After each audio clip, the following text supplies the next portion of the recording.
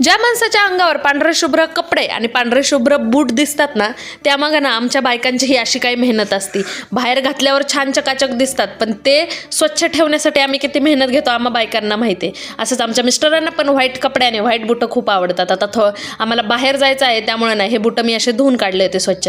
आता भविष्यामध्ये किती सेवा होतील माहीत नाही, पण ना रोजच्या रोज एक सेवा मात्र नक्कीच होत आहे, ती म्हणजे गौसेवा.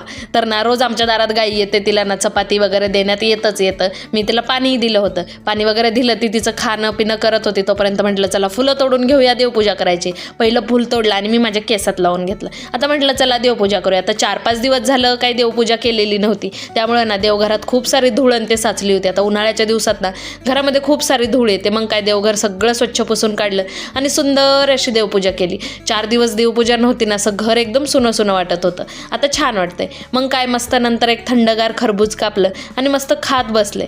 गरमीच्या दिवसात ना नेहमी सारखं काहीतरी थंड खावं लागतं. असं वाटतं आता चला आपलं काम करून घेऊया. मग बसले होते मशीनवर आणि फायनली हे माझं ना डोहाळे जेवणाचा रुमाल ना रेडी झालेला आहे. याचा ना डिटेल व्हिडिओ मी एक टाकेलच तुमच्यासाठी. चला भेटूया उद्याच्या व्हिडिओमध्ये.